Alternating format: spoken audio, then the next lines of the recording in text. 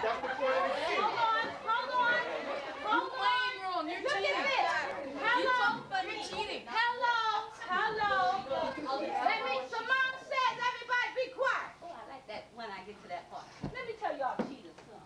You're cheating. That's what happens. Oh, no, you're going too fast. That's No, like, it's not that you cheated. oh, no, I didn't cheat. That's the object of the game. It's to listen. But you talked to You said, I don't talk funny. I was clear. She was. I heard that. I was clear. But in leadership, hello, in leadership, you've got to be alert. You got to pay attention. Hello, if y'all talking, y'all gonna miss it again. And you got to be serious, because life goes by fast.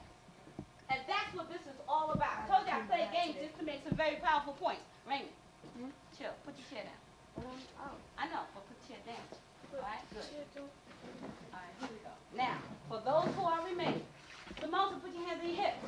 There you go. Simone, put your hands in your shoulders. Simone, put your hands in your head. Put your hands in your hips. Out. All right, now, see how, now let's get that simple. That was good. She said hands. She said Yeah. Hold on. Who's on the hips? If anybody's on the hips, you are out. All right, here we go. If you are talking, you're going to get out. You better pay attention, because the longer you stand, the faster I go. All right, that means because you're really, we go out already? I don't see it. We out already, huh? All right, here we go. Simone, put your hands in your head. Simone, put your hands in your head. Everybody tuck their shoulders like that. Wait a minute.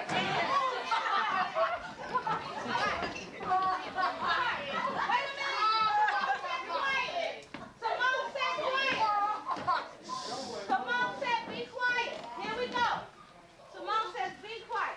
There we go. I got 1, 2, 3, 4, 5, 6. Even here, move over there. So I can, you out, sit there. Now, here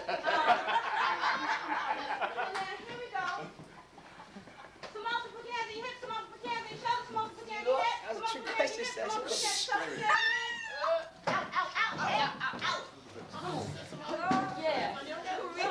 Yes, my dear. Pay attention. I said the longer you stand, the faster I go. Wait a minute. What's the last thing? Shoulder.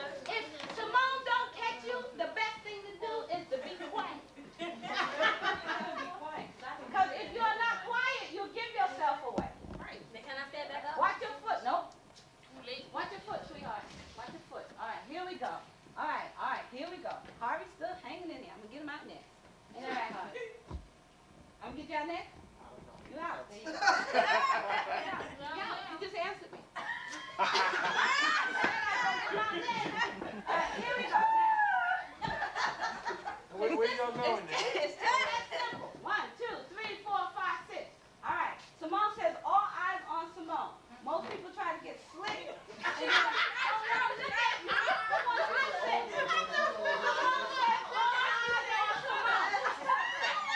Sneaky stuff. Simone says all eyes on Simone. Simone says, everybody quiet. Simone says stand at attention. Simone says look like a leader.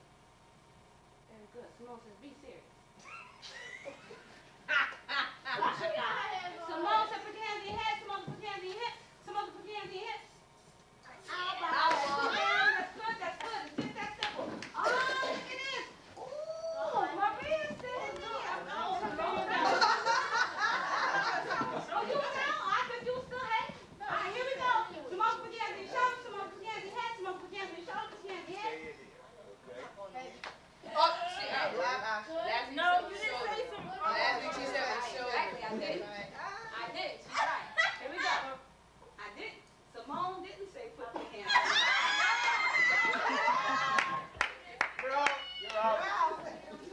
You're out. Don't worry about it. Don't worry about it. They sit down. All right, here we go. 1, 2, 3, 4, 5. Give them a hand clap. Y'all there. Hey. Now the thing about it, and the important piece for communication, again, is to understand that you got to be willing to do it right. So Simone said, look at Simone. Yeah. Simone said, keep laughing. Simone said, keep laughing. Simone said, jump up and down. Now, you got to understand how important it is in leadership. You got to be able to follow directions. You're gonna have to stop me from All right, Simone said, yo, up and down, up and down. The foot gotta leave the floor. All right, Simone said stop. Simone said stop. Simone put your hands on your hips. Simone said, I ain't gotta sit down. No, you just gotta turn. There you go. Simone put your hands on your shoulders. Simone said, Simone. Simone said, put your hands on your nose. Simone said, put your hands on your head. Simone said, put your hands on your hip. Put your hands on your shoulders. Put your hands on your head. Good. You see, that's what you Yeah. Give him a hand clap, y'all. Give him. Woo. Someone put your hands on your head. Someone put your hands on your hips. Someone put your hands on your shoulders. Put your hands on your head. Someone put your hands on your shoulders. Put your hands on your hips. All right, now, here we go. All right, now, y'all. Give him that look quiet. Give him that look quiet. She got that serious look, right, Jody? Jody got that serious look on her face.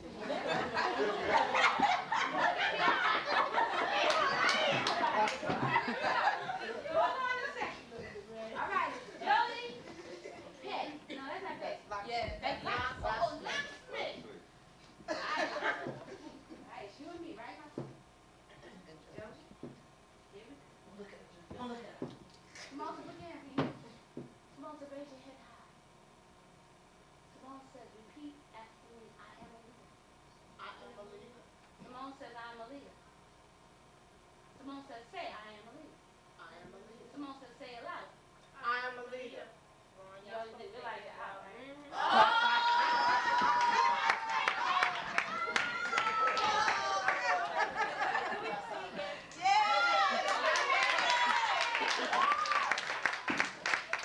Simone said say it loud. Now, wait a minute, y'all. Prevent an accident from happening. These are wood floors, and those are wood chairs, so it can easily break. Now, let's look at the word leadership. Leadership. Everybody say that. Leadership. Leadership. All right. Leadership is made up of 2 words. 2 words. What do you call that? Compound. Compound word. All right. Here we go. Now, look at the word leader. If I cover up leader, what do you see? Ship. If I cover up ship, what do you see? Leader. Well, now, what is leadership? It is made up of what? A A ship leader. carrying a leader. Say again. A ship carrying a leader. A ship carrying a leader. All right. Give me some other answers. A leader directing and guiding the ship. A leader in charge of a ship. A leader in charge of a ship. And what did you say? A leader directing and guiding the ship. A leader directing and guiding a ship. Anybody else? Giving a leader a ship? Leadership is giving a leader a ship? All right. Where does the, yes. A leader who has to do a lot of stuff that involves with the ship. A leader who has to do a lot of stuff that's involved with the ship. A leader that has to, because the ship is so big. A leader that is supposed to hold on. Lead a big group of people. On the Ship. leader that's supposed to lead a huge ship or a group of people, a large group of people. Yes. No, that means. Oh, I'm sorry. Yes, I'm sorry. Come on. A leader of a ship. A leader that's in charge of the ship. A leader that ship is leader.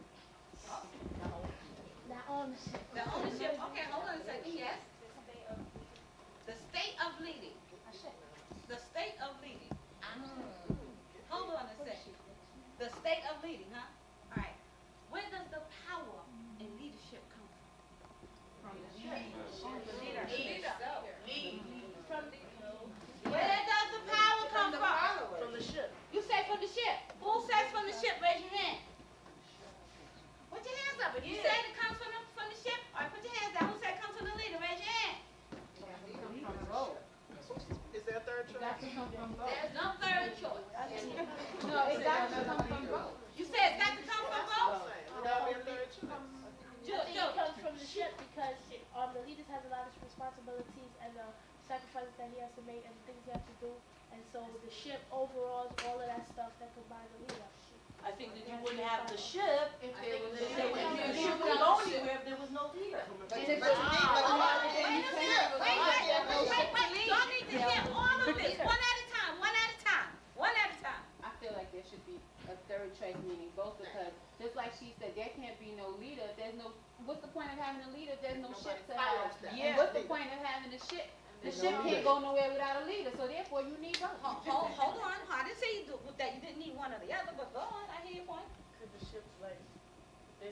I want to know where the power comes from. They said that the, I got the answer. I think the power There's goes from power both in- of them. there's power in numbers. The power got to come from the ship. Okay, hold on. You said the power comes from the person, the leader? Yes. The power comes from collaboration, from getting the leader to work with the people for them to, and for the people to follow and come together. All right. Anybody else? Anybody else? Hold on a second. One. Okay, all right, go on. The power comes from the ship because what the leader says, that doesn't actually mean that the ship has to follow. Give her a hand clap, y'all. Give her a hand clap. Give her a hand clap. Give her a hand clap. Now, let me elaborate on that. I'm the leader. You're the ship. All right? Listen to me. The ship is made up of individuals. Are you an individual? Yes. Say I'm an individual. I'm an individual. All right, now I'm the leader. And you are the ship. And I said, all right, this is what we're going to do. Let me tell y'all what y'all going to do today. And I tell you everything that I want to do. Don't care about what you want to do. And you the shit. You gonna mute me, ain't that right? Y'all talking about me calling Giuliani. Hello. You know what I'm saying? But the thing is, the power is in the ship. Because it doesn't matter who's at the front. The person that's at the lead should rise out of the ship and should be able to articulate the needs of the ship. And if that individual is not speaking on behalf, that doesn't speak for themselves, that's what Shawana was saying to y'all. They speak for the ship. And if at any time you get a leader up there that you put up there, and they ain't speaking for you, you get rid of them. Recall, hello. You get rid of them. But people don't do that because they don't know that they got the power. You got the power. If I'm up here as a leader, I don't care if I was elected. I don't care if I was selected, anointed, and most times self-appointed. It don't mean nothing. If I'm standing up here talking about I speak on behalf of my people, and my people don't, and my people say we didn't agree to that, am I a true leader? No. Or do we let people do that to us? All the time. Why do we let people do that to us? Because we don't realize the power that we have. Everybody say this, leaders take control. Leaders take control. Say leaders, being a leader means it has a lot of responsibility. Is that what you said, James? So hold on. You also said it too, Jody? Yes. It's a lot of responsibility being a leader. Why? Because you're not going to be able to please everybody. You ain't going to be able to make everybody happy. But does that mean that you should not be a leader? No. Who's a leader? Me. I am. Who's a leader? I am. This is what I'm talking about. I was really excited about Shawana and James sitting here, and both of them did an excellent job. You know why? Because they were thinking on their feet. No, their answers didn't satisfy everybody and wasn't supposed to. But they volunteered to take the lead. It should be all of us in this room right now talking about, yeah, I'm running for president, I'm running for my school president. Should be everybody in here. PTA president, organizational president, everybody should be taking the lead in something. But we always look at a few, and then we're so busy telling them what they did right. Ain't that right? Well, now it's time, and we're going into the 21st century. We got to learn to think like leaders. And when should that start? Now. When should it start? Right now. When should it start? Right now. Say, leaders take control. Leaders take control. I'm a leader. I'm a leader. Taking control. Take control. This is what I'm talking about. Now, wait a minute now. Now, understand what you're saying to me, Raymond. Because if you want to tell me you're taking control and I see you next week. No. No, what? You're not going to see you next week. If I see you next week, will you still be willing to say I'm taking control? Yes. You sure about that? Yes. You're absolutely sure? Yes. If I run up into you, Levi, come here. How old are you? 12 years old. Are you a leader? Yes. What makes you a leader? Because I'm responsible.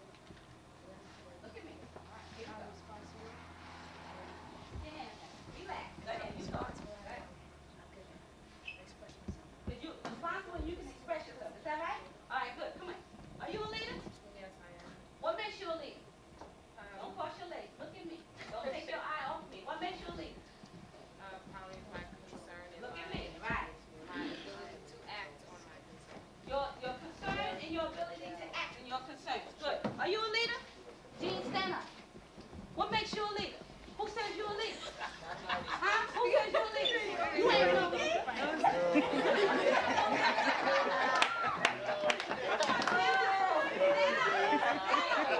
right, stand up straight. Never take your eye off me. Are you a leader? Are you sure you're a leader? What makes you a leader? What makes you think you're responsible? You ain't responsible for nothing. Who said you're responsible? You can't do it. Answer me loud. I want them to hear. He's doing good. He's not taking his eye off me. Give him a hand clap. That's what I'm talking about.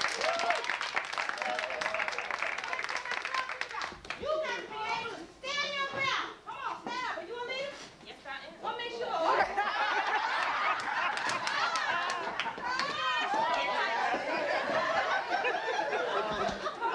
What makes you a leader? Taking on the job.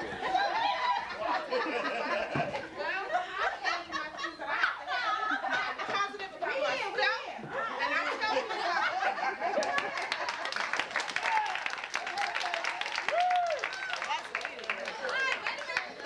Are you a leader? Yes, Sarah, what makes you a leader? because I'm in control. You in control of what? I'm in control of me. You're not in control of you. Let me tell you how you're not in control. You're not in control of you. What if I told you that you are worthless? You'd be wrong. I'm not wrong. You are wrong. No, you'd be wrong. You are worthless. Look at You're you. worthless. You look worthless. Look at me now. I'm not working. This is what I'm talking about. It doesn't matter what a person say to you. As long as you know, give her a hand clap. Nobody can come and say fear. Fear what? Fear rejection. Like y'all scared me to death. Being criticized. Fear. Oh yeah, I'm feeling criticized. Low self-esteem. Yes. What else? Embarrassment. Low stamina.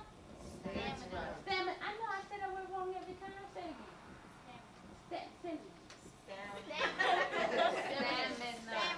Stamina. Yes. Yes. That word. Yes. What else? What else makes a person afraid to stand up here and speak in public? What's the thought? They're not verbal. Not verbal. They think what they have to say is worthless. They think what they have to say is worthless. Or they can't put what they think into words. Because they can't put for a lot of reasons. Good reason. In June of this year, I was called into Washington to open up a conference, a 4-day conference. And the keynote speaker was the Vice President of the United States. And all my leadership training went out the window. And I started going, what do you want me to say? What do you want me to say? My heart was beating fast. All I could think about, and I had all those ugly looking Secret Service men all over the place. They're scared to death by themselves. And all I kept saying was, I can do it, I can do it, I can do it. But I was scared to death. But I learned how to control my fears to do what I have to do. That's what I want to teach to you. But it's All right? okay to be scared. It's okay to, you want to be scared? Everywhere you go to speak, you will never get rid of those nervousness. It's real. But you learn how to control your nervousness. Yes? I'm sorry. I have no clue of sort of how to do this. Okay, good. Because you're going to come right up here and speak. If you Oh. I can admit when I was up there, I had a little bit of fear. You're going to have a little bit of fear. Sometimes your mouth get dry. Something is your words, your actual words. Out of the 93%, 55% is your body language.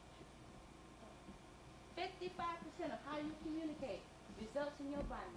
That's why I said sit like a leader, look like a leader. Because when people walk in the room, they judge you just by the way you sit. 38%, 38 and 55 equals 93. 38% is not what you say, but how you say what you say. So most people say, oh, how you doing? Fine. You know, so if you don't feel all right, come on. I feel all right. You know what I'm saying? Say, how you doing today? You fine. Say, I'm fine. I'm doing well. Now, somebody introduce me. Tell me what you say. Introduce me. Somebody, anybody. Go. Introduce me. And here it goes. Mara. Give me a hand clap.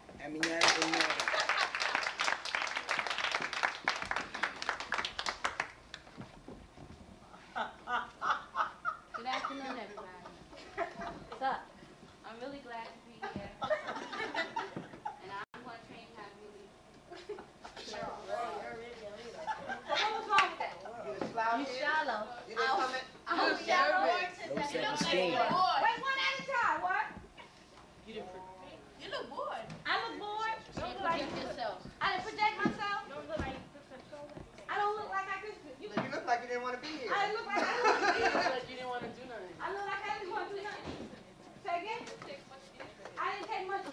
don't look like a leader, much less can teach you. Oh, I don't even look like a leader. That's deep.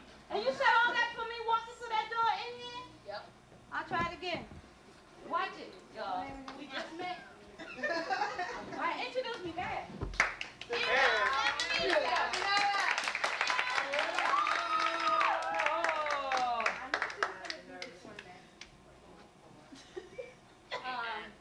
My name is Amanati Ujiri, and I'm really glad to be here with y'all today. I'm going to teach y'all how to be a leader. Now, I'm the executive administrator. What am I doing wrong? Did I make any eye contact? That's it. Stand up there with your hand in your pocket because that stuff's in there. Don't stand up here and cross your legs. Hi, my name is Amanati. And next thing you know, you want to trip over something. And I saw a few people do that. All right? So you got to be conscious of that. Most people. Now, somebody say you got to look at me. That means you pin your audience. Look people in the eye. And that will also give you more power. When you take the time to speak to people, you look them in the eye. Now, suppose. Yes, Bruce. Excuse me. Yes, What Bruce. if you were on like a stage type scenario? How can you look at people in the eyes if the lights are blinded? Well, you know, this is hold on. Well, usually, if you're in a big audience, you can see a few people in the front. But there are times when lights are blinded, then you look like you're looking at something. All right? No, seriously. You don't want to look blank. You always want to, and then you do the imaginary thing.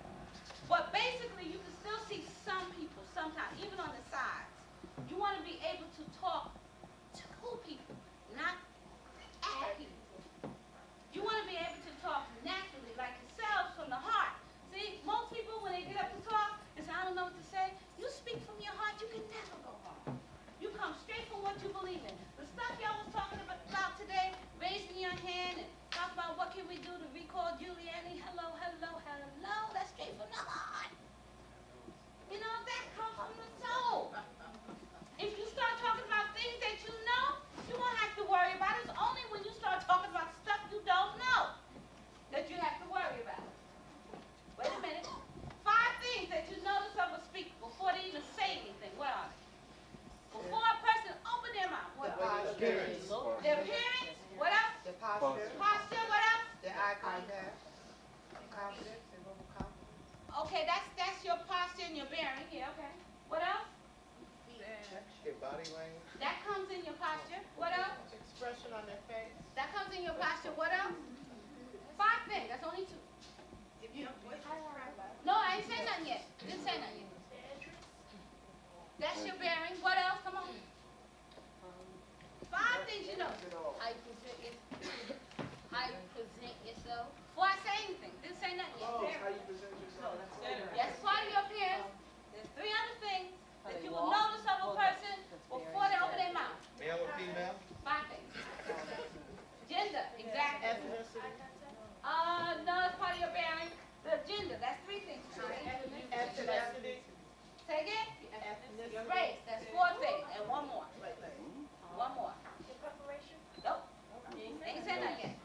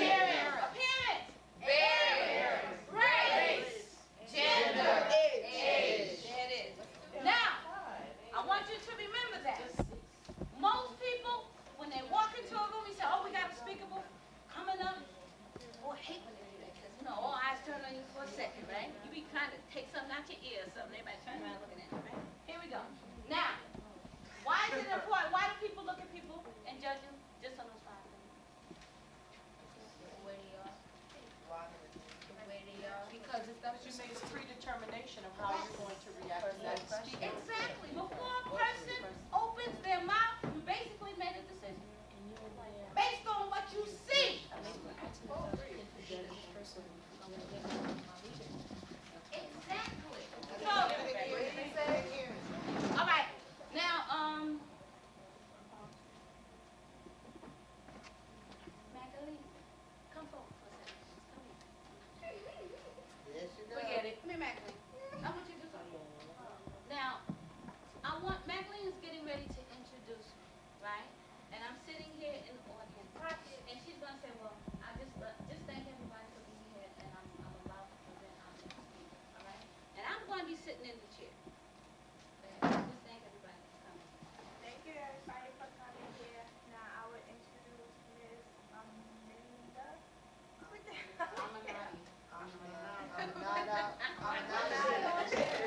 All right.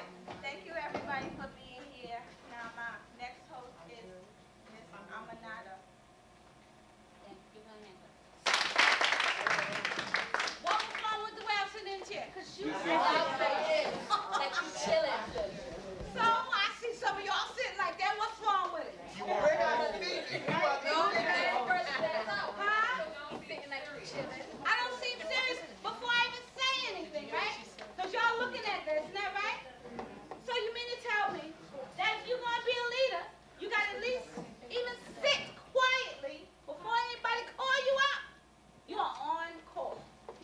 Well, let me tell you something, what y'all don't know. See, y'all thinking about it just for if you got to present something. Well, let me tell you something. Everywhere you go, in your classroom, no matter if you're in your church, everybody's judging you based on these little 5 simple things that we just talked about. Yes? What about personality? Your personality, They don't know you yet. they don't know you yet. But see, you can kill a lot before you even open your mouth. Because I told you 93% of how we communicate is nonverbal. So if you don't sit with an air of confidence, like a leader, people will judge you that way. So now, then when you get up to speak, half of them already going to dish you because it's, look at him, he don't look like no leader.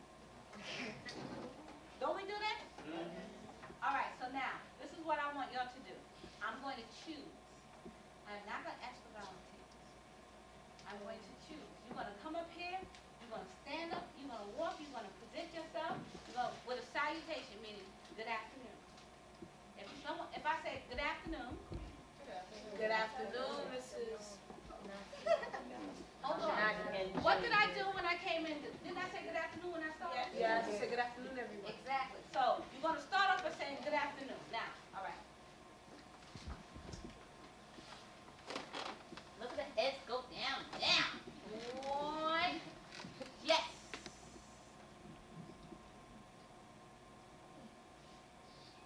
Oh, shit. Shashi. Oh, shit. No. Osha.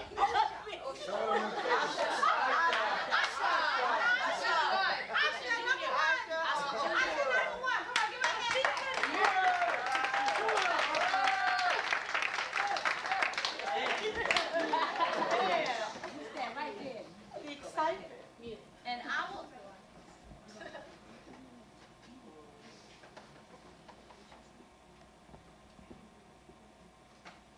Anything you want. Right?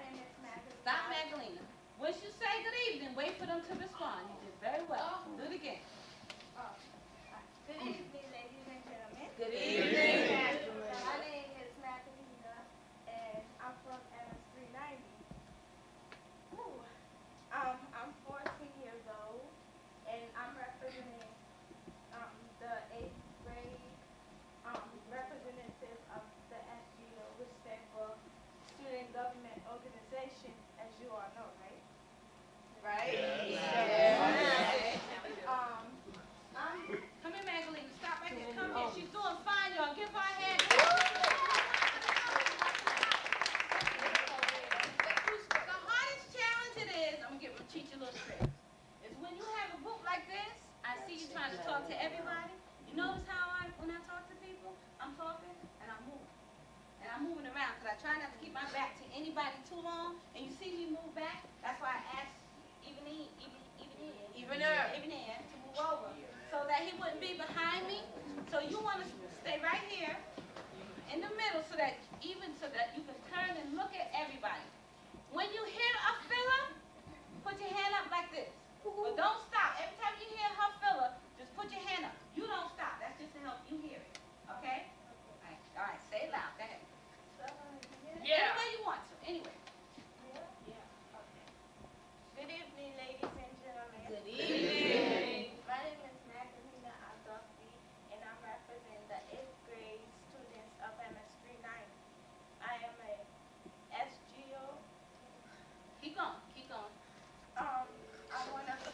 Keep going. Keep going. All right. I am one of the SGO representatives, and I am very happy to be here today to represent my school. I feel that all these things that we've been talking about today, they are very educational and very... She didn't say. Really, y'all asking me to be I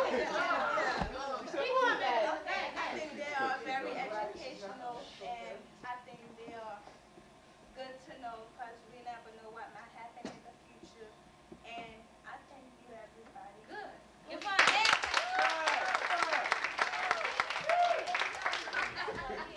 All right.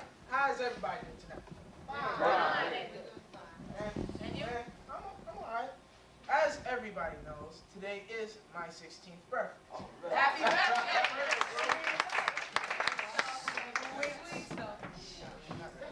But anyway, we should have a good dance. I didn't say up. He just said it. I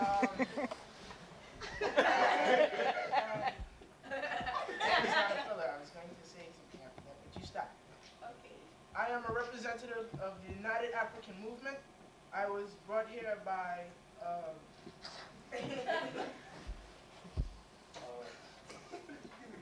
Make up a name. Go ahead. let's see. I live in Brooklyn. I am 16. So repeat. I go to Unity High School. It's across from Chelsea. It's an alternative school. We learn a lot about African stuff in there.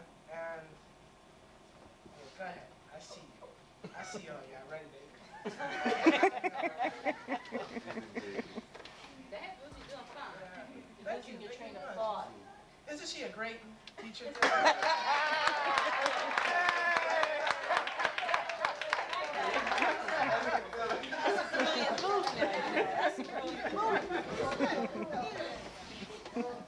You know a lot about me already from what I said earlier. Yeah, you know. Well, I guess that's enough. And Thank you. thank you. Give me some positive feedback. Yes. Engaging. He was You got the whole crowd involved. He got the crowd involved. Very well. Yeah. Spoke with authority. That's what it is. When he didn't speak, he spoke with authority. When he did speak, he spoke with authority. Yes, he did. Shawana? Huh? Okay, here. Rapport with the audience. He was very Rapport.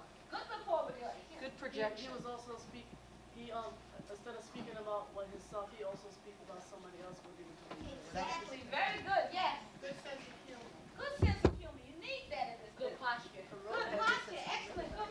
So the way he walked up, he took Confident. control. He took control from his seat when he walked up here. That was very good. Now, what can he do to improve? Not let the audience bear Control it. his Take you off track. Don't let the audience Keep take you away off from track. Raymond. That's a good Keep moving right on ahead. Right on ahead. What up? What up? Don't pay any attention to the audience. audience negativity. Right, He exactly. fed into our negativity. Every time we did that, he responded to that instead of every time they put their hand up, he would So he had to stop trying to cover it up. Okay, what else? The ability to use that was, I think, excellent. That's the humor in Yes, what he that was. used that. And he did that very well. Good, good.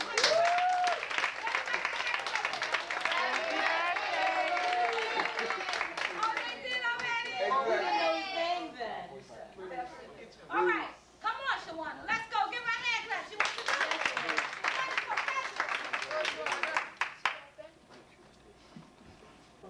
Good morning, everyone. Good afternoon. I mean, good afternoon.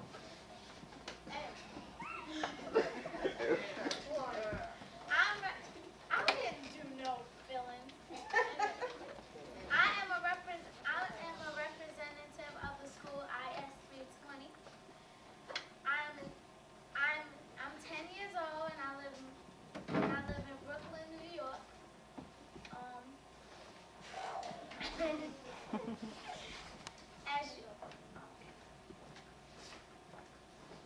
And I am African legal. Goodbye.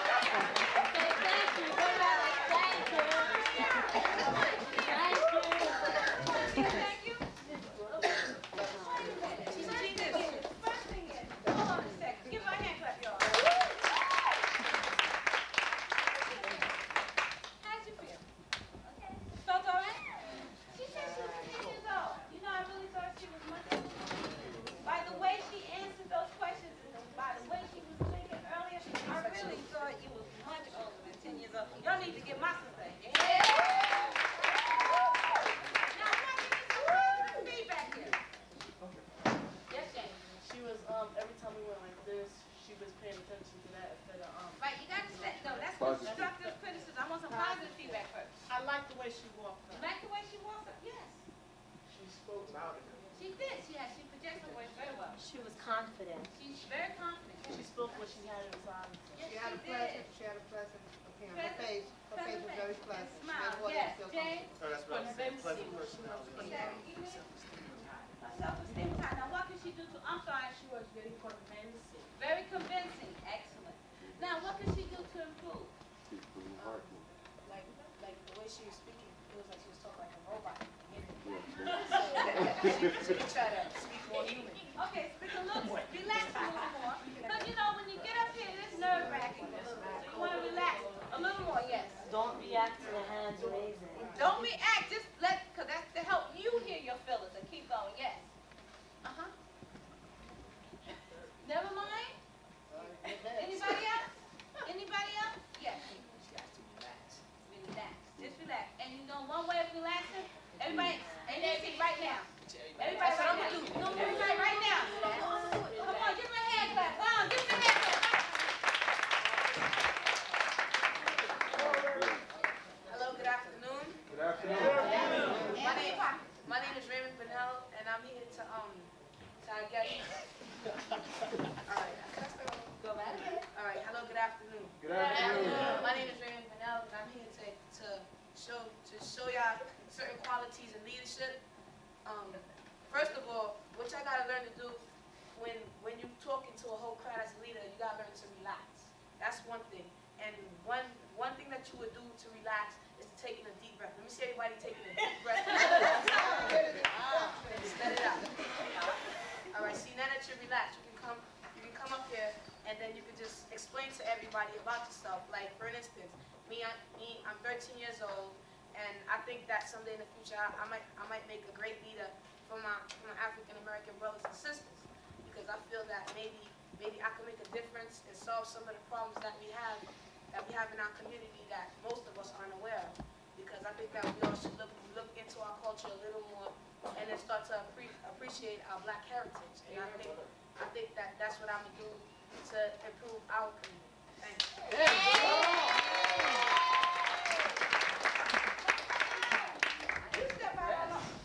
Give it up. Give it up.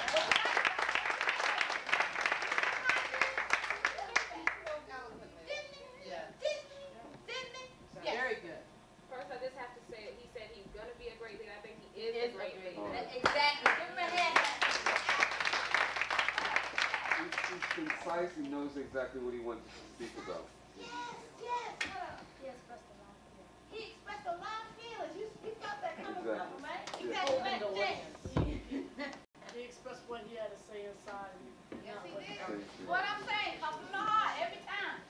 nice flow going, He kept a which nice made us flow. want to hear what he had to say. Yes, exactly. He grasped the audience. He grasped the audience. He stopped me from doing what I wanted to do. He said, no.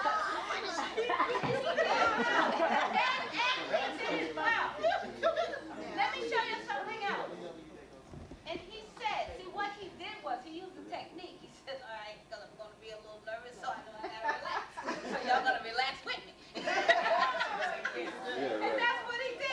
One thing though, he did well. He should have removed his hat. Anybody coming up on the forum, a male should remove their hat. Okay. Everything else you were all right. And it's cute too, ain't it cute? When you take the hat off. It was faking with his hand just a little bit, but not too much. Not to where It he wasn't too much, because he was, you know, he He used had his the hand to audience talk. attention here. They didn't see his Exactly. hand. It wasn't too much. All you gotta do is, brother man, let me shake your hand. The leader of the 21st century. You keep talking and keep talking.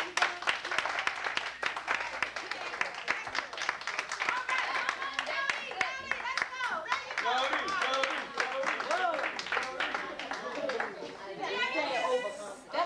Ladies and gentlemen, my name is Jody Taylor, and I'm 13 years old, and I attend MS 390 Maggie L. Walker School of the SGO program, which is the Student Government Organization. Today, what I learned in the leadership program was that I learned that when you're talking to a whole bunch of people, you must make eye contact with the people here.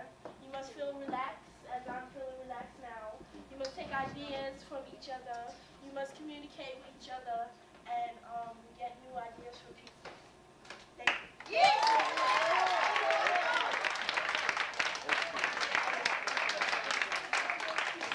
Come on now, yo, did she get that stuff or what? I thought she was modeling for something. I'm not gonna get it or what?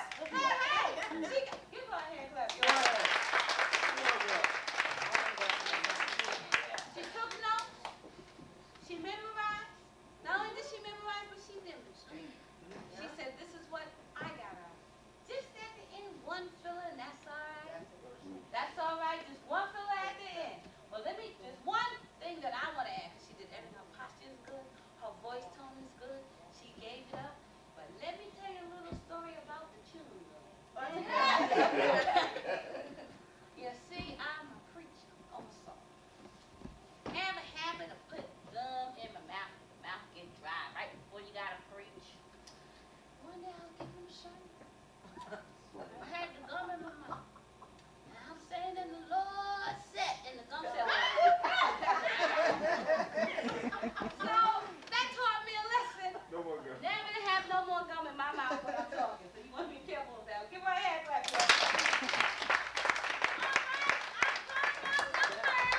I'm looking. Yeah, come on, Jane, come on. Yes, it's Jane. No, it's Jean. Jean. Come on, Jane.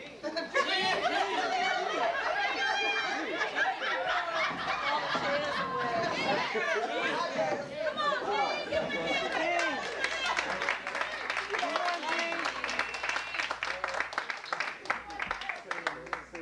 Come on, Jane. You don't want to? All right, Levi. Come on, Levi. Give me a hand clap. Wait now, y'all be quiet. Hang on. Good afternoon, Levi. My name is Levi Duncan. I'm 12 years old. I'm born in Trinidad and Tobago. I'm a representative of IS2. Today I'm going to teach you how to be a leader. First thing to be a leader, you have to look like a leader. Everybody sit up.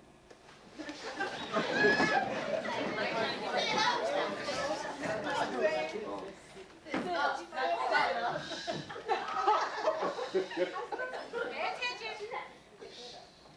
There's 5 things of being a leader.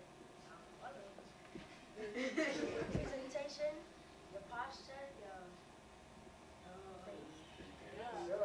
Now ask a question. Ask her. Anybody else know any?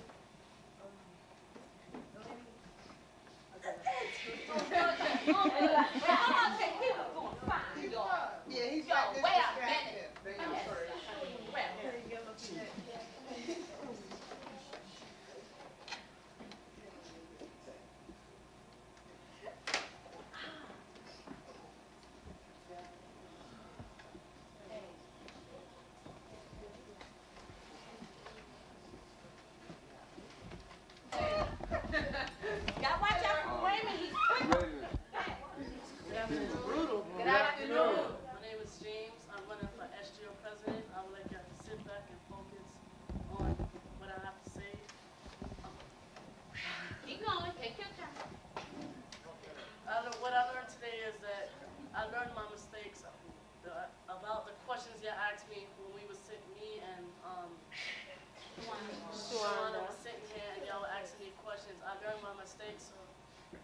taught me, you always gonna have to listen, and you always gonna have to listen and talk to somebody. You can't go on with your life without taking advice from somebody. You can't be yourself. Without Let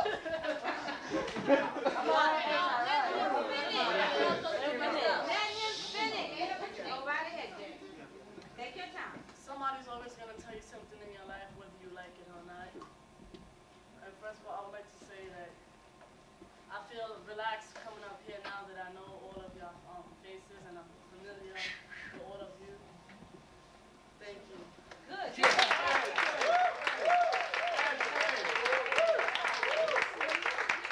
Something about Mr. James' soft-spoken voice. His voice is not as soft-spoken as your man.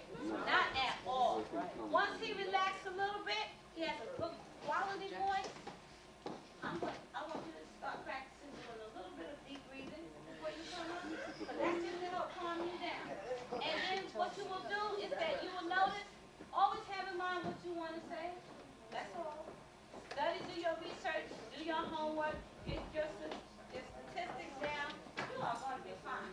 He's going to learn how to project his voice just a little more, right? But what you need to do to help you relax is learn how to look people in the eye. That will actually help you to relax. Anybody look at you ugly? If they look at ugly, pass them by. You know what I'm saying? All right? We want to focus on all the pretty people. Everybody that the pretty people raise your hand. Yeah, see, you look at all of them. Okay? Give me my hand clap.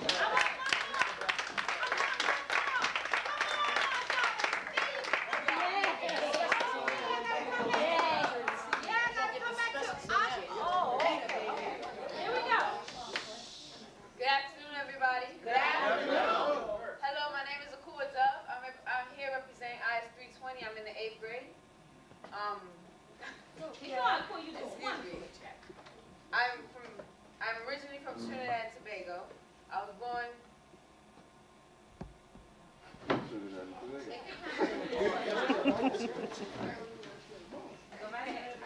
Start again. It's okay. Don't pay attention. All right. I'm the fourth child out of 6. I have 3 older brothers, 2 younger sisters. Go ahead. Do your thing. Yeah. Preach. Go ahead,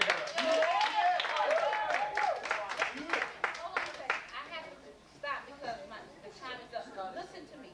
Listen. Girlfriend got a beautiful voice. All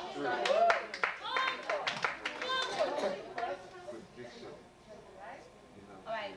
This again for the pointers for all the people who are running for office in their school.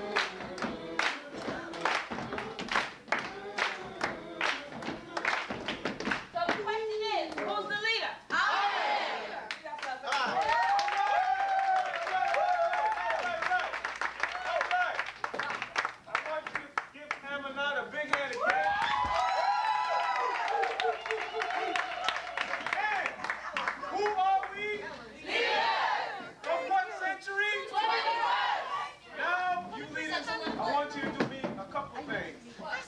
Before we leave, we have to move the tables and the chairs against the wall, but do it immediately. That's one. Secondly, we're going to go, y'all can go and take a nice little rest, shower, and what? We're going to eat dinner at 6 o'clock sharp.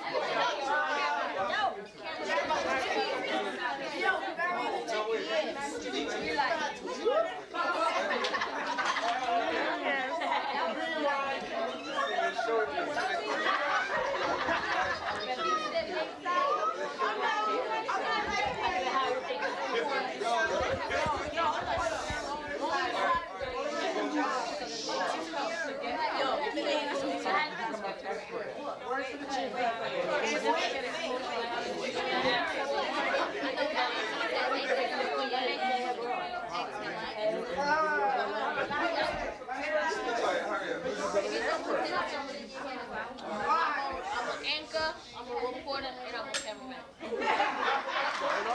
Certain days I'm a reporter. Pick up on the current events. What's up?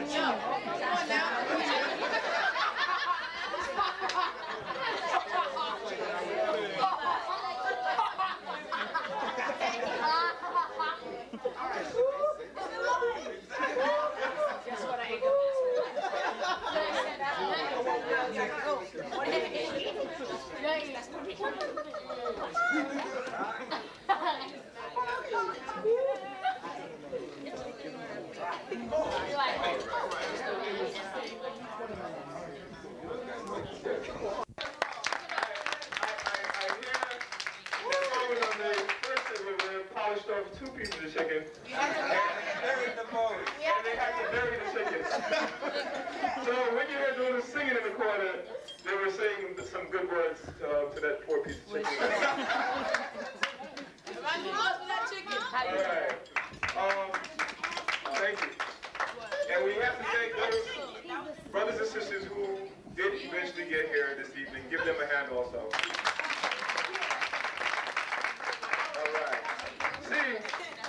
Now you know they were practicing to becoming leaders, right? That's why they took so long, right? Yeah. Okay. All right. So we're going to get started with our program. But first, I just want to say thank you again for coming out. Everybody can hear me? Yeah. Thank you again for coming out this weekend. I think it has been an incredible day for some of us and a very joyous day for others. I think we have learned a lot, have we? Yes. And a lot of things that we have learned today are we going to take back home with us and back to school and all of that other good stuff? Indeed. All right. Let me give a brief history of why, because the thing I heard earlier was that some people were told about the program at the last minute and why we were putting this thing together. As most of you know, my name is Warren Thomas. I'm the co-chair or the chair of the African American Leadership Youth Committee. And about a year and a half ago, I closed up an organization that I had created called the National African Youth Mobilization Network. And the focus was deliberately to start and educate young people in how to become leaders. And because I became the co-chair for the youth committee of the Leadership Summit, Mr. Stephen Davis, our president, challenged the youth committee to find something to do with the young people. So I sat and I spoke to a couple of young people and we threw around a few ideas, and one of the things that we determined was that we wanted to make sure that we had leaders for the year 2000. So that's why we came up with the concept of Leadership 2000. Okay? Can I hear that? Leadership 2000? Leadership 2000.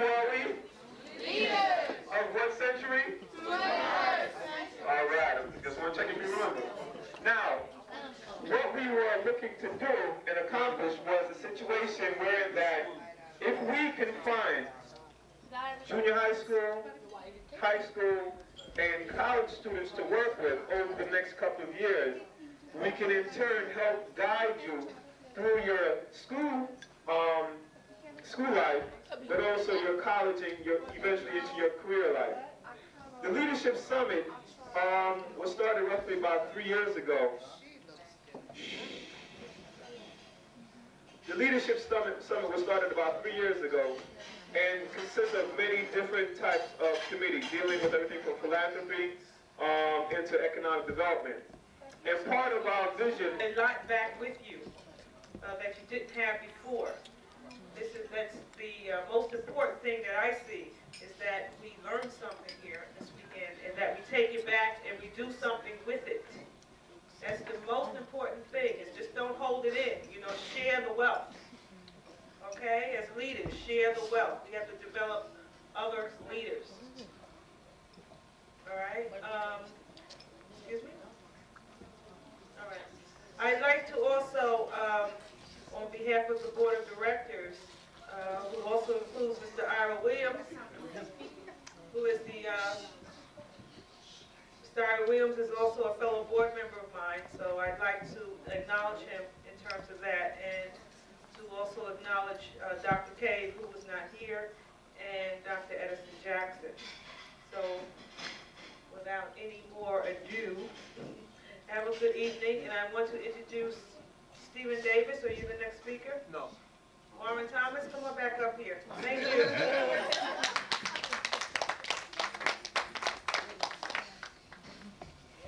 I don't even want to use the mic. Can everybody hear me? Yeah. Because I don't want to keep running back and forth. Our next speaker is Brother Wingo from District 17.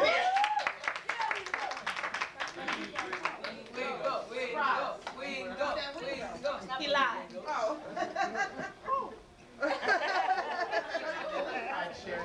We changed. Good evening, everybody. Yeah, you know that was weird. Try it again. Good evening, everybody. Good evening. Now you sound like black people who had a good meal. I'm delighted to be able to speak, and Wingo and I had already decided that I would speak first. For those of you who don't know, I'm Laxmi Noor, and I'm the supervisor of middle level schools for District 17.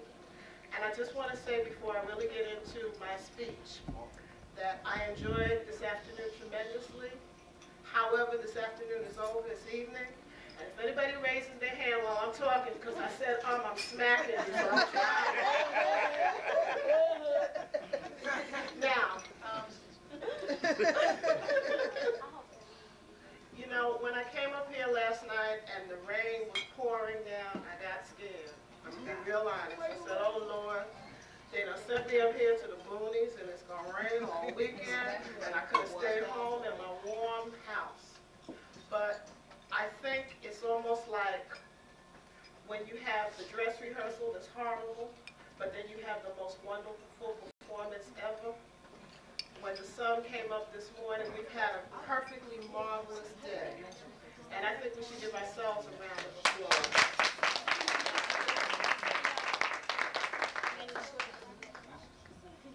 As an African-American educator, I feel it's my role to help prepare children for success. And from watching you all today, I feel really gratified because if you're an indication of the success of African Americans in the 21st century, then our future looks wonderful. And on a personal note, I really feel happy and grateful and honored for this opportunity because I'm a product of District 17. And I feel that I have been given an opportunity to give back some of what I received in that community. Nobody gets anywhere without the help of teachers and family and parents and the community working together. And we're here for you so that maybe 5 or 10 or 8 years from now, I hope to see some of you working alongside of us so that our community can grow and prosper. And that's really all I had to say this evening. I hope we continue continue to work together for the success of all these young children here. Thank you.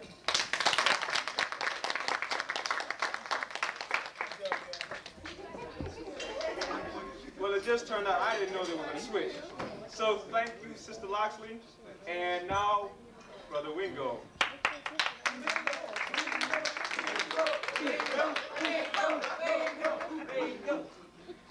Thank you for that introduction.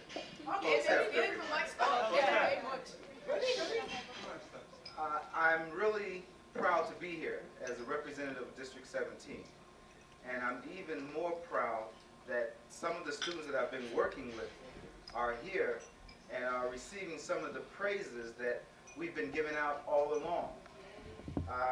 Some of them started out as the Youth Advisory Council, and this is like their second year of getting leadership training and skills. And I am sure that in the future, no more than 2 or 3 years from now, we will be hearing from them. And we will know that it started from a seed that was planted in 17 with the collaboration of great organizations such as the African American Leadership Summit, such as some of the training that they received from the Dynamic Leadership Dynamics. I was right the first time. Always go with your first impression. Dynamic Leadership Incorporation with Sister Aminata Njeri and Brother Charles Barron. So we can't do it alone. It has to be a collaboration. It has to come from the community. And it also has to come from you where as you receive, you reach down and you help someone else.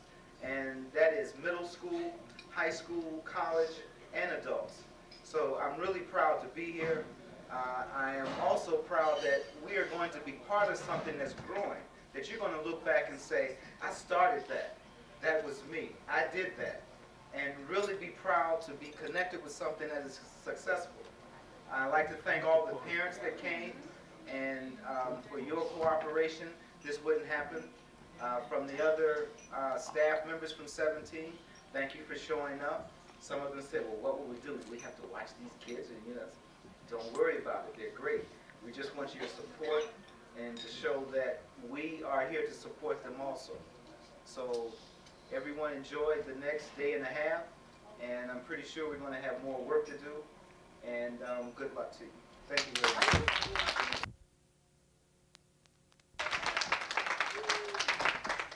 Another young lady, Sasheen, stand up also. Sasheen was one of our college students who helped us.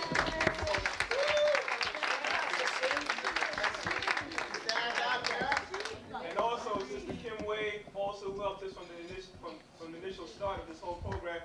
Kim was out here this morning because she had another speaking engagement to go to, but she came back because she understood the importance of this program, and Sarah came.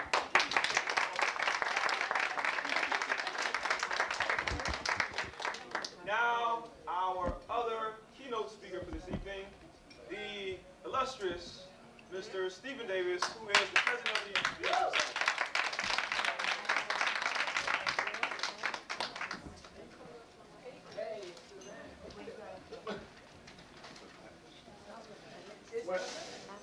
One of the first persons that I want to thank very publicly and appreciative of her dynamic leadership, that's the Superintendent of District 17, Barbara Bird Bennett. Let's give her a hand.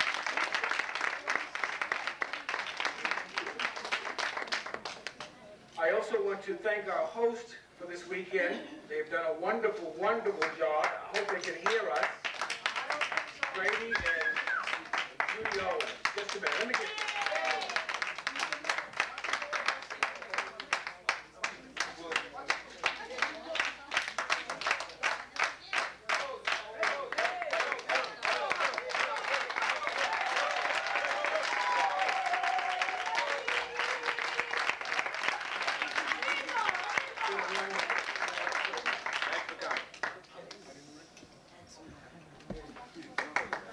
I, of course, want to thank the board for the African American Leadership Summit and those members of the Board of Advisors. I do want to publicly thank Warren Thomas, I want to say that this whole initiative was Warren's idea. Because part of what we do is say that we're not just going to talk about what we need to do, but there has to be some follow-up to the talk. So I said to Warren, look, I want the Youth Summit up and going. I want something to happen. And he came back and said, well, this is what I think we should do, and this is what I would like the plan to do. Now, for me, it was a lot of work also. We just so happened to be in the midst of planning our annual dinner, which is going to be on November 14th. So in the midst of doing that, we still had to do this. We also have a major education summit that we're planning on December 9th at BMCC, that people from all over the city are going to come. We hope the Chancellor will be there, Carol Gresser, some of the members of the board, some Assembly members, all the black Assembly and state senators. We were planning to be there. One of the major issues that we're going to talk about is school governance. But all of that means nothing unless it filters down to who the intended target is. See, we can talk all we want on what should be, but in the end, if it doesn't help you all, it doesn't mean anything. It's just words. So, as I said to you earlier today, the African American Leadership Summit are involved in a number of issues. As a matter of fact, we were involved with the whole change of leadership in District 17 from the very beginning. I had many meetings with the Chancellor at that time, Cortines, as regards to 17. Because the idea was that if we're going to operate as a leadership summit, that there has to be some tangible evidence of achievement of you, the student, whether it is middle schools, whether it's high schools, or whether it is college. Because in the end, most of you are going to come back to our community to live, which then means it's your contribution of what you get out of all this that's going to change the dynamics of our community. And at you as leaders, what I want you to begin saying is not what you hope will happen, but what is going to happen. See, there are things that we are going to do. We're not going to hope it happen. We're not going to pray for it to happen, but we're going to make it happen as we as a group. Now, in talking directly to you all, whether you are in middle schools in 17 or any other district, whether you're in high school or whether you're in college, we're going to make a pact with each other. The African American Leadership Summit is going to make a pact, and that pact is a bilateral, which means that both of us have to do something. The first thing that you all have to do, I'm going to talk about your side, and I'm going to tell you what we're going to do for you. I'm reminded of a incident that happened in World War II, when we're talking about leadership. There was a gentleman that was given a package to give to someone on a certain date. It was handed to him, said, give this person this package on that date. Well, the person thought, well, I got this package. Let me go and deliver it now. That way I don't have to worry about it. So the day before, he delivered the package, but the day before he was supposed to deliver it, the person came back to him and said, I want the package back. We decided to do something else. But the person didn't have the package. So the person didn't really want the package. The point of the illustration was they didn't follow directions. They didn't listen. It was a test. The test was, if you're assigned a task to do in a certain period to whatever directions, that you follow those directions, because sometimes in the scheme of leadership, there are fragments and there are pieces that come together as a whole, but you might not know the whole plan. You're just assigned this particular task to do. And it comes back to our attitude in terms of what we feel about ourselves. You must feel good about yourself, but you must be willing as a leader to listen. Listen is a very important part of leadership. And we're saying to you today, you have been identified through whatever means as a person that have the opportunity to be a leader in your lifetime. But there are certain targets, there's certain goals, there's certain situations that you have to go through in order to make that purge, and make that test on the fire before you become a bona fide leader. That's part of it. Part of that road that you want to travel, the first part of it, one of the major parts, is education and the ability to listen to directions. You see, at this particular period of time, many of you, especially the males, especially the ones that are sitting at this table, that are talking while I'm talking, okay? The males, you have gotten to an age where you do figure that I know a lot of things. I don't necessarily need to take direction from this particular person until you're hung out there and somebody has to help you. Well, you make it easier for people to help you when you have the attitude that, no, along life you're going to do some things that are not in your best interest, but it's always the attitude that you display when you find out that maybe this is not the turn that you should have made. You have people who love you, who understand that sometimes you're going to make a bad judgment on something. But it's the attitude that you bring to it. We're asking you at the African American Leadership Summit to grab a hold of our hands and let us help you. Let us guide you. Not just from one particular person, because it's not Stephen Davis. The summit represents your community. And what your community is going to do for you in exchange is make your life easier as you go along. I'm not saying that life is going to be easy, because life is no bed of roses. It never has been and never will be. But part of any community is taking those that it identifies as leaders and helping them along. Let me give you another example of the difference in terms of leadership in this country. People hear about the schools of Harvard and Princeton and Yale, and while people might say, well, they're no better than other colleges, they were set up to be better. They were set up to be better because the white community recognized that they had to have certain colleges, that they had a certain curriculum that's going to produce the bulk of their leadership. That they could take them. You see, a person who comes out of Harvard and Yale and Princeton law schools, they're guaranteed a job once they get out. And part of that guarantee is where you go to other law schools and you might come out making $30,000 and $40,000 a year. These folks start off at $110,000 because they have set that up as a leadership guide. And that's what we're trying to do with you, is that you have, and I'm saying it over and over again, have been identified as those that have the potential to be leaders. So it's up to us to nurture you. So then it's up to you to make a decision that you have that capabilities, and in having that capabilities, that you are willing to work with us.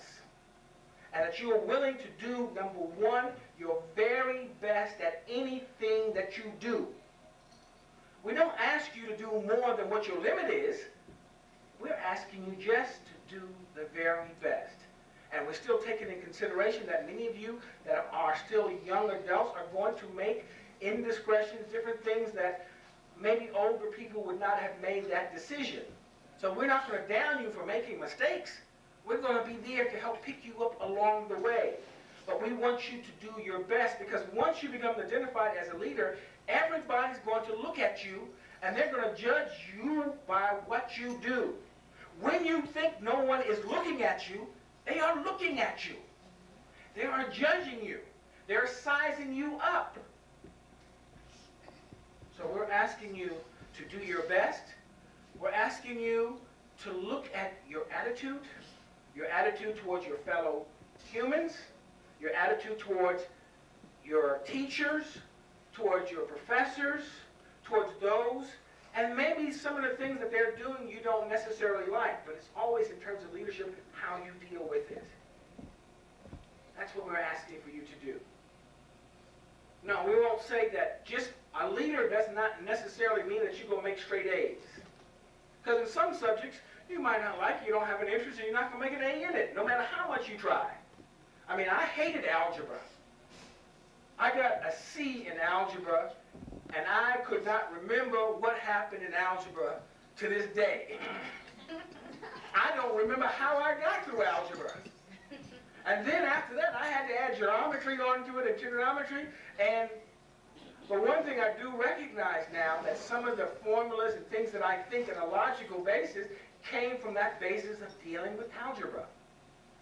Some of the courses that you are taking, you might not think that they are necessary now, but in the course of leadership, you're going to refer back to them in your most darkest crisis. And being a leader sometimes is a very lonely road. Because see, most people, 90% of this world are followers. There's only 10% that are leaders. And that other 90%, as long as everything is going good, they'll pat you on the back. You make a wrong decision, they're going to blame you. But the question and the most important part of a leader is the ability to make a decision. See, most people can't make a decision. They want somebody else to make the decision for them. We are going to work with you and training you to feel confident in the decision that you make based on logic, research. You just don't make decisions just off the top of your head. You do research, you do some logic, you do some strategy. You do some consulting. You don't just do it out of your own whim, but that's why we said earlier, you pull a team together and you bounce it off. The president has a cabinet and they tell him different things, but in the end, it is his decision. And no matter what anybody told him, the American public are not going to say, well, you know, your cabinet minister is the one, no, you the person that we voted in office, and you take the blame. Now, let me say some of the things that we're going to give in return. Tomorrow, I want for you all to decide among yourselves, at our annual dinner on November 14th, I want from this group, one male and one female, to be speakers on November 14th at our annual dinner. Short speech, but the keynote speaker is going to be Reverend Henry Lyons, and all the churches from around are going to come at Harvest Manor in Brooklyn.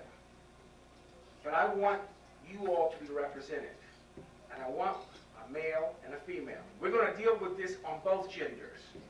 We understand that in certain cases, males need some attention, but also females need attention also, in different ways. And we're not going to balance one against the other. We're going to work with all of you. We want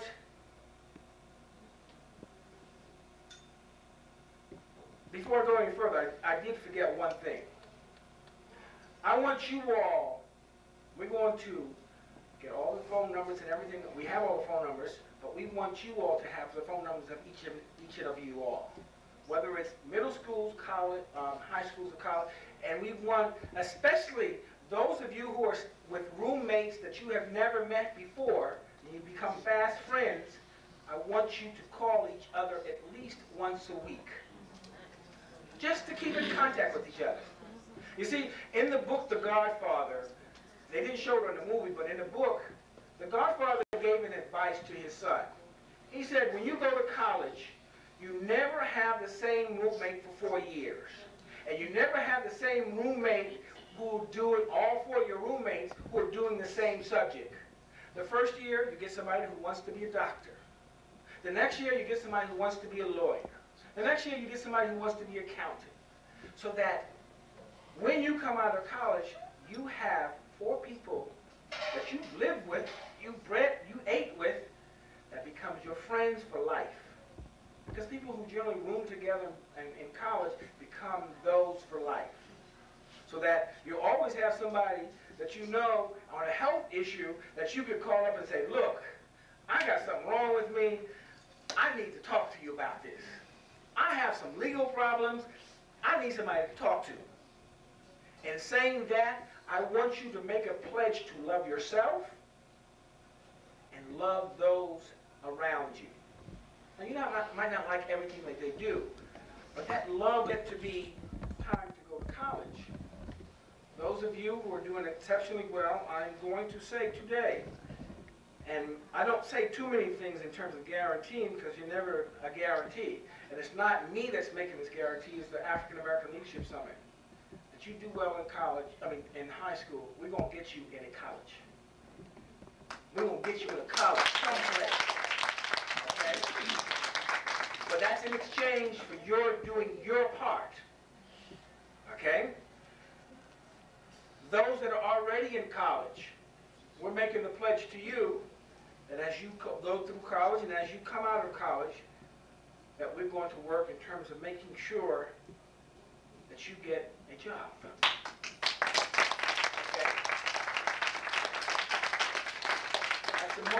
That's the most important thing that we can do for you. Not for the sake of the money, but for the sake of being in the system and getting the experience that you need. Because I'm saying to you, we need you. Your community needs you. Okay? In that way, and as Warren has said earlier, this is not the first of these gatherings that we're going to have. The next one we hope, Warren said January, he wants to do it quarterly, and I said, whew. But I will go along with that. In January, we'll get back together. Up here? No, not up here. Okay? We'll get together in Brooklyn. No? No? We plan on doing 2 away and 2 in the city in the course of the year. Part of it has to do with finding the funds to do it. Okay? But that should not negate us in terms of being together. All right? We're going to work together very closely. You know, part of the idea sometimes that you have is that you can save the whole world at the same time. And you can't. You have to get a hold of a group, hold their hands and take, and then from that, it multiplies. Because if we train you well, then you will grab a hold of some other people, and they will grab a hold of some other people, and before you know it, we have a lot of people that are part of the group. And for those of you, we do work with District 17, so that we want to be around even under not just on a quarterly basis, but we're going to check up on you on an ongoing basis, because we are in 17. But even those that are in high school and those that are in college, we plan on keeping up with you also. And let me say in closing, we don't all have the same, we're not a monolithic society. We're not asking you to be uniform in thought. Because to be uniform in thought means that everybody thinks the same way, and that's not true. Our goal in terms of political is that that all of you decide to join whatever you need to join, but we need some Democrats, we need some Republicans, we need some independent fusion people, we need some tax-free now. You know, we need people in all of the different things, so that when we come back together as a group, we can compare notes and say, you know what they're doing over here? That's right. That's what we have to do. But we have to do it together. We have to do each one, teach one, and in closing, we have to use, to really, it's such an overused word sometimes because people don't follow it up, but we really have to understand the concept of love. Love doesn't always mean an eros type of situation. There's philia and storge and some of the other Greek words that means love for our fellow man. And that's what we have to have for each other. And you black males, you must be careful out there, because you are one of the most major threats to any situation. Be careful and remember to respect your sisters. Respect them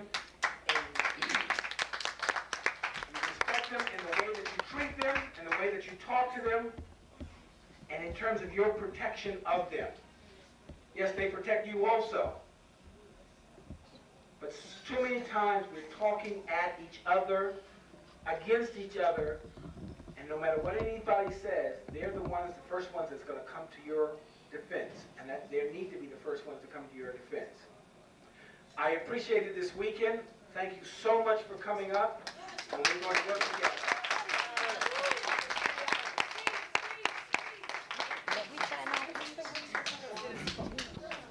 Spirit to learn, and in my new role, I still have a lot to learn. I'm still learning about leadership myself. Part of my role is at District 17 is to be an arm of the superintendent, and in that role, I was really remiss in some of the things that I said. I omitted something, and I'm back up here to finish. I'm sure if Barbara Byrd Bennett were here this evening that she would have taken time, which is what I'm going to do now, to thank two people who quietly worked diligently to make sure that this weekend was a success. And I really would like Luann Dyer and Phyllis Sherrod to just stand up. I don't know if you all know them,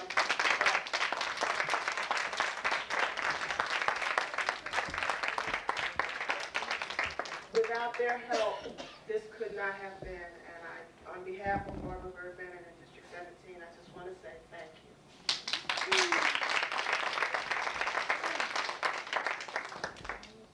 Okie dokie. I guess the next thing basically then is for us to adjourn to the club. Somebody to come around a bit to straighten them out, to get that some kind of discipline. So I think that what we have to do is not just to reject what so-called white people put in. We have to develop our own systems of policing. So, you know, when you say you don't want police on campus, what kind of police?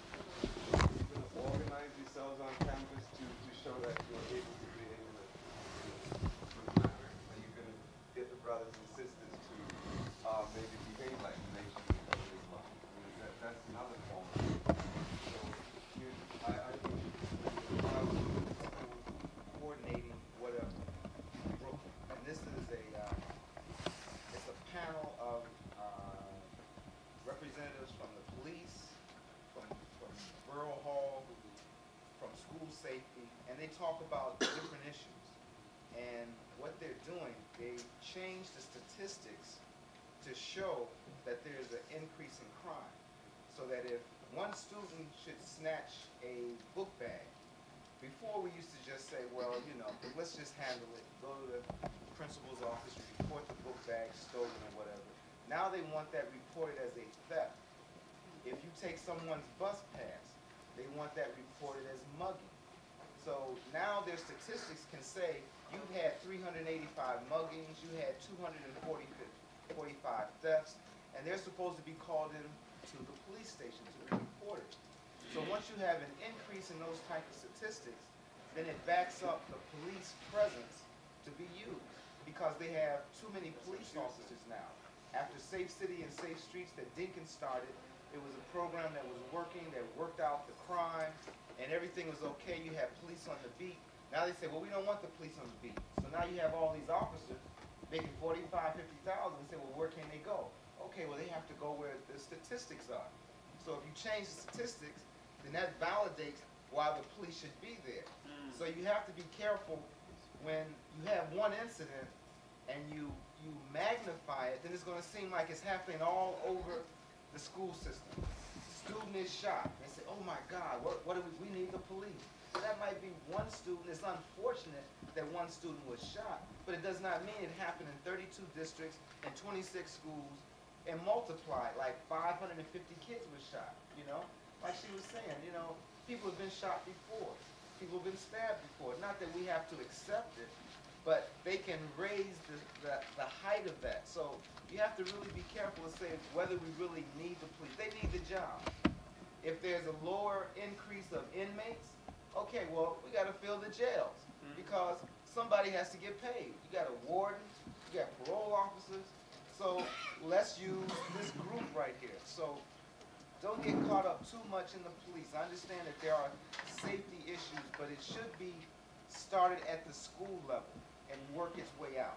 Not working its way in. Because once they come in, they're not going. And whatever money was used for safety, 200 million, 250 million, that goes to the police department. And pretty soon, certain officers won't get hired.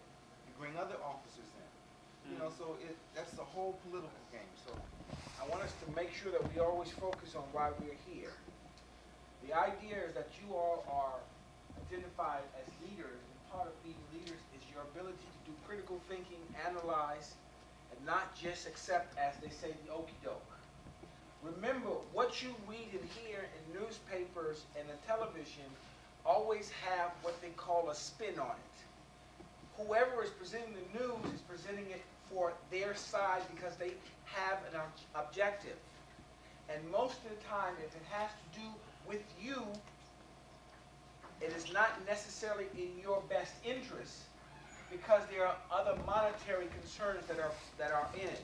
Just as Mr. Wingo said, they want to pull the monies that the school, that the Board of Education gets for school safety to put it into the police department.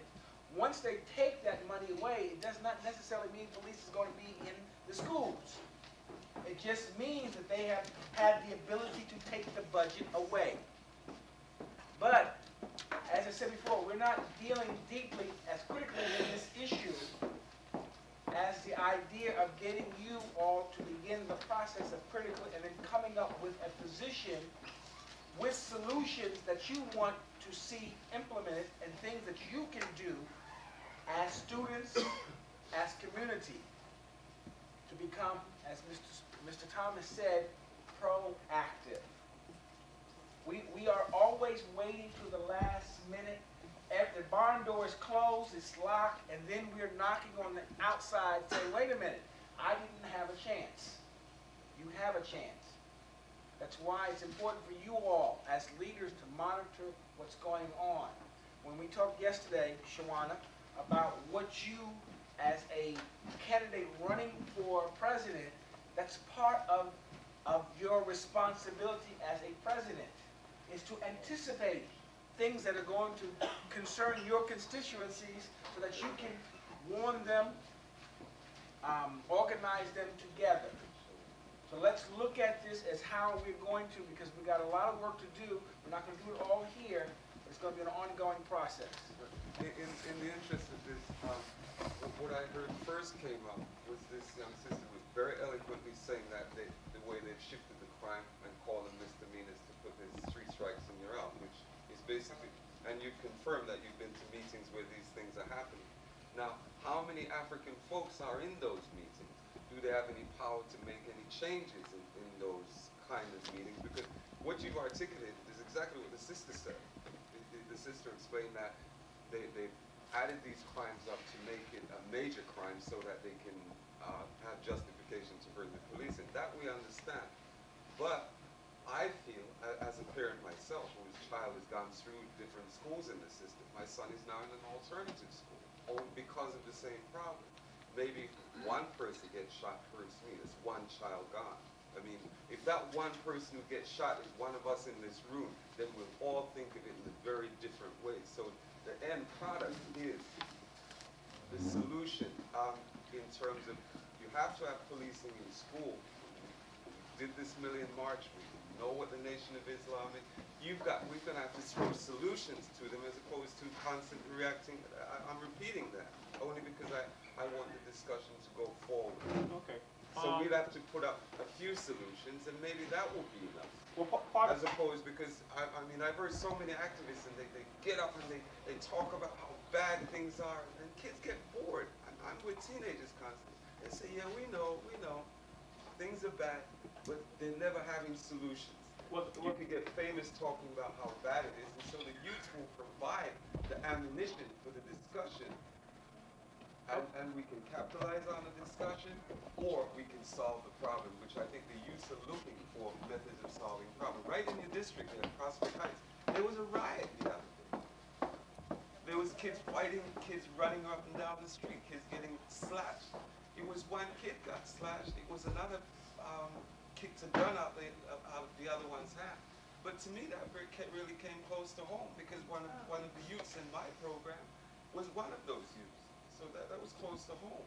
So each time, if it's a knife, if it's a gun, if it's a box cutter, whatever it is, it's equally important because any one black child is still going to be the same. So I say, well, why don't we be bold and say, what would we want to replace it? Would we want the Nation of Islam security? Do we want to set our own type of security so that the budget stays in the school? Or will we as parents work out something to do that?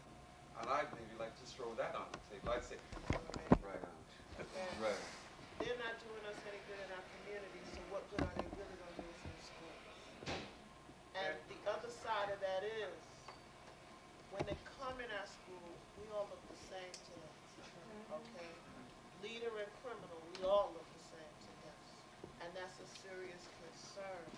So maybe what needs to be done, I think there was something out in Chicago where there were fathers coming in, helping to patrol the schools after that Million Man March.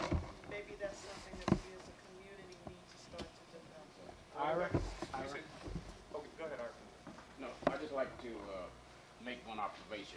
Since we are talking to the young folk here about becoming leaders, which means it's their responsibility to deal with issues, and they must have the courage to deal with issues, which sometimes mean they have to jeopardize their safety. One truth about police in New York State and in other places is that the prison system is a growth industry. They develop it through sending you through the system. And as leaders, I think these folk here have to realize that by getting police in the schools, they track the youngsters with this felony stuff, and then just channel them right into the police system. And not only that, after they channel them into the police system, they have other systems where they can channel them out, still making money off black folk. And then if they don't rehabilitate them there, they can send them back. So as leaders, we have to look at the whole picture and just not look at fragments of it. A police in the school is just a fragment of it. That's a system for channelizing our youngsters right into the penal system. And the whole thing is about the money flow. They don't care anything about us. They're not putting the police in this school to protect the kids, to make them better citizens. It's the money flow. And as youngsters, we've got to realize that. Or as leaders, we've got to look at the separate issues. I think it would also be helpful if they deal with the separate issues, but also deal with the issues that connect them. And the school safety system is something that connects all of the schools. Let me see you look like a leader. Come on, sit up, look like a leader. Everybody. Everybody take out a blank piece of paper right now. A blank full sheet of paper, and somebody give me a sheet of paper. Here you go. Yeah. I got you. Thank you. Thank you. I want everybody to have a blank sheet. You don't have to rip it off, but I just want you to have a blank, everyone. I want everyone to do this. Everyone. That means adults, young adults, everybody. Have a blank piece of paper. We're talking about proactive thinking, looking at ways, identifying issues in our community, things that we need to address. For it is time now that we learn how to address issues as opposed to looking for someone else to come in and solve our problems. Isn't that right? Amen. All right, this is what I want you to do. Wait a minute. Let me do it first. Because I don't have a flip chart, so I have to do it like this. A square box in the middle of your page. And a big one. Don't make it too little because you're going to have to fill it up. Good. Do a square box in the middle of your page. In that square, over the square, right at the top, put my community.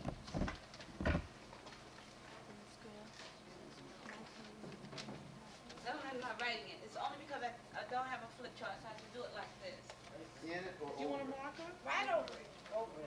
community. On the top of it, right. Right? Would you like a marker? Yes, please. My community. Now, let me ask some questions.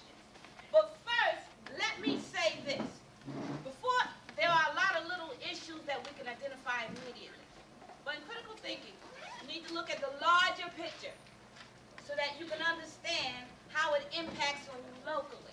So that's what we're going to do. Thank you. And Ruth, help me out. Write my community. Now, point of reference. Understand this. There's a lot of changes going on in our society that's impacting on you right where you stand today. One, I've heard it talking about policing, talking about turning little misdemeanors into felonies. Is that correct? 13th Amendment. On the back of your page, turn it over. Write it down. All of you right now should understand who knows what the 13th Amendment is. Do you know what? Do you know it? The 13th Amendment, write it down, says slavery. Write it down. Write it down. It's going to be important. Slavery and involuntary.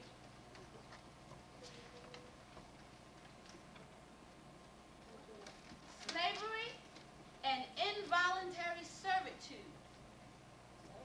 Servitude, S-E-R-V-I-T-U-D-E. Involuntary servitude. Slavery and involuntary servitude shall no longer exist. Slavery and involuntary servitude shall no longer exist except, right, except and underline it.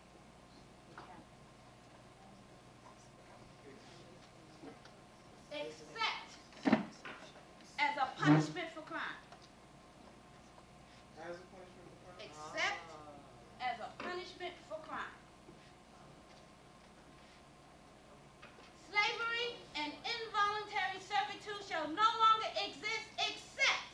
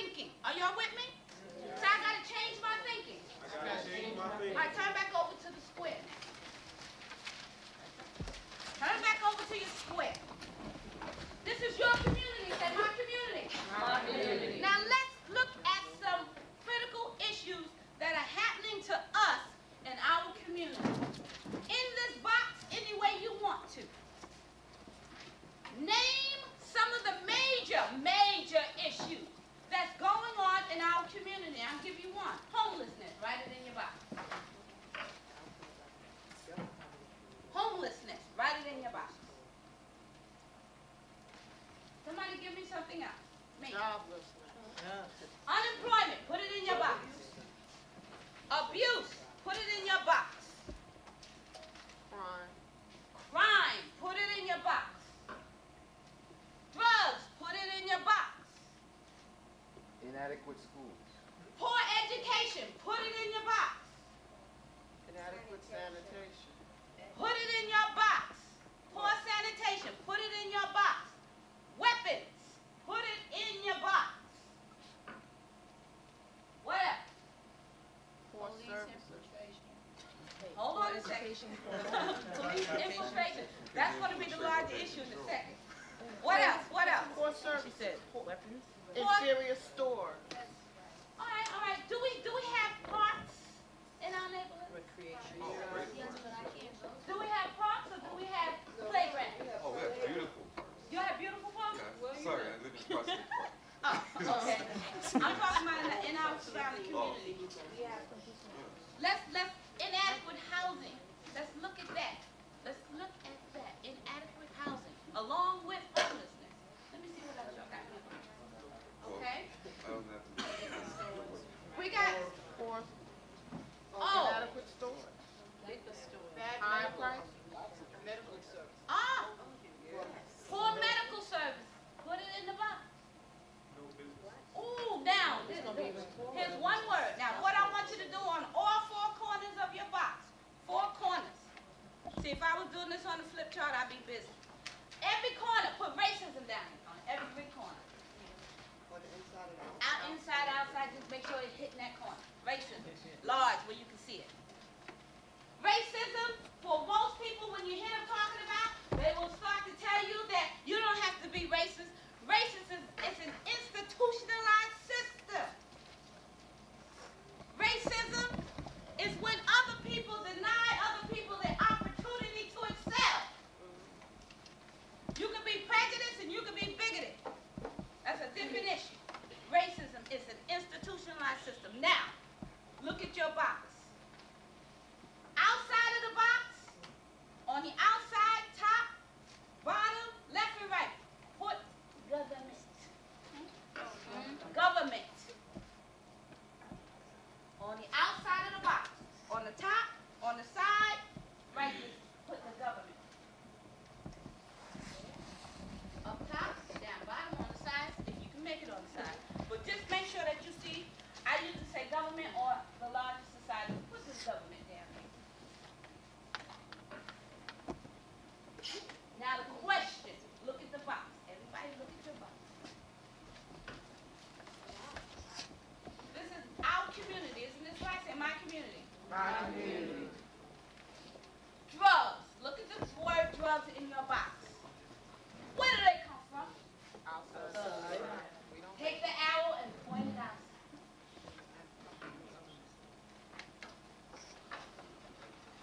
Now we got problems with our youth being strapped. Uzis. And all kinds of weapons like that. Where do they come from? Outside of the community. Point it outside.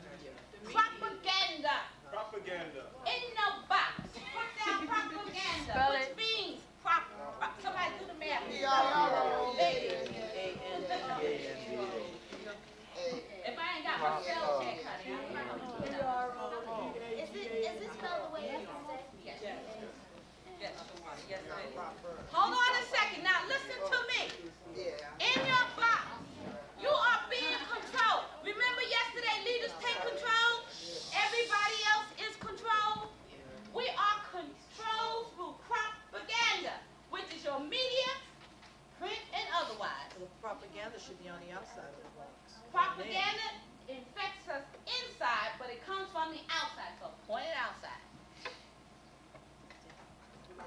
By the commercial, it is set up and it is designed. Our way out and our salvation is not going to necessarily come from more policing or other things. It's going to come from changing the attitude of our minds. How we look at things and how we think about things. Right now, we are being controlled like cattle. On the outside of your box, I know you don't leave much room, but get a little square on all four corners again. A little square on all four corners again. Put it on the outside of the box? On the outside of the box. How small? Little small. Small enough so that you can see it. No, not that small. Yeah, that's small. This is good enough. And draw 3 lines inside of that little square. 3 lines. That way, up and down, whatever that is. Up and down. Yeah. All right? Understand this, that the larger society, while they are cutting back on your education, your medical, on unemployment and all this other stuff, on the outside of society, they are building jails all over the place. Those squares are jails, prison system. Harvey, wake up, join me. Prison system. You know why? Because somebody went back and reread the 13th Amendment. And they said, wait a minute, we can do this thing legally. All we got to do is set it up. So that it's a domino effect. We got to squeeze them when they get poor education. So therefore you can't be competitive to get a job. Then we got to make sure that those who have a job get laid off and can't get another one. Plant the drugs in the community so that people get frustrated for those who want to make fast money, to prey on those who ain't got no money, to turn around and get high so you can flake out. So therefore 3 strikes you out. And therefore they go see new form of slavery. It's called neo-slavery. Neo means new. Neo. N-E-O slavery. Put that in your little square box. Little one. In your prison box. Anyone?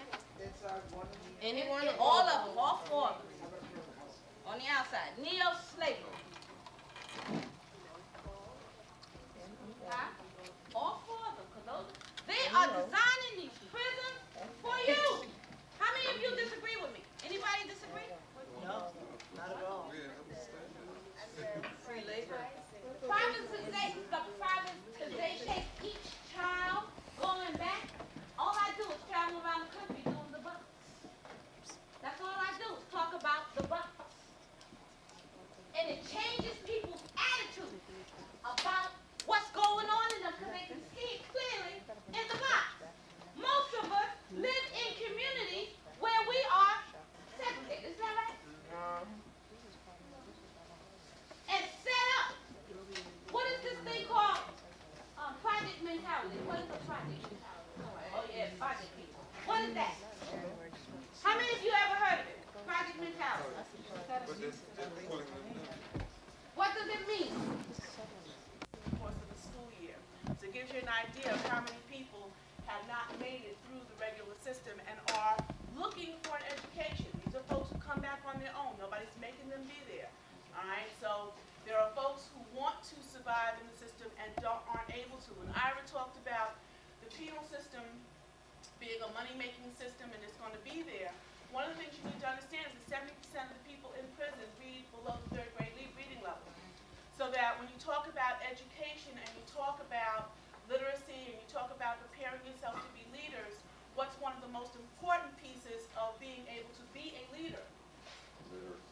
Literacy. Beyond literacy, what is that? Education, going as far as you can go. But coupled with that, you have to have what? Listening skills. What else? Determination. Stamina. Anybody ever here just plain old good common sense? Okay? You can be educated forever, all right? Book knowledge and no common sense doesn't get it, all right? My grandmother, my father people I know. All right, why? Because of good common sense and understanding that when he reads media and takes in all the forces from the outside, that you can't believe everything you hear. All right, that you have to find a way to filter all of that and then take what you know is good for you. Okay? When Stephen talked about teamwork, it was a nice way to come into what I'd like you to do. I want you to get into little clusters of about 6 or 7 of you, including the folks on the outside. Come in, take seats over here or over here, and because you're going to be working in groups. You've had almost 20 minutes to a half hour to complete your assignment. And I'm looking to see that you have done very well. However, looks can be deceiving. This is a team effort, isn't that right? Yes. Isn't that right? Yes. Well, then I want to know how you function as a team. So, I didn't say, hold on, don't no comment, no feedback. That's all I'm asking one question. Who did not participate over here? Yeah. All right. Now, who is the leader over here? James. Raymond, I'm sorry. I'm James, right. Raymond, how did you get to be the leader? First of all, we all gave our thoughts on what we thought the leader No. Oh, all right, go ahead. All right, first of all, we each gave our thoughts of what we thought a leader should be. Right? And then after that, we asked who wanted to be a leader. And like 2 or 3 people raised their hand. And then after that, so then I guess I tried to show them what I could do as a leader. But how did you get to be the leader? Who decided? A majority. Okay, oh wait, hold on a sec. You said it was decided by the people. No. There were 3 volunteers, and then the majority of the people decided. Okay, there were 3 volunteers. Everybody agree with that? Because of the stick. Hold it. Just the leader.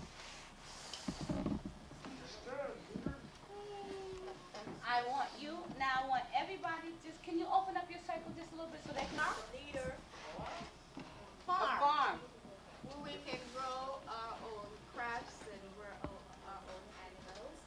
We have different neighborhoods in our community. We have a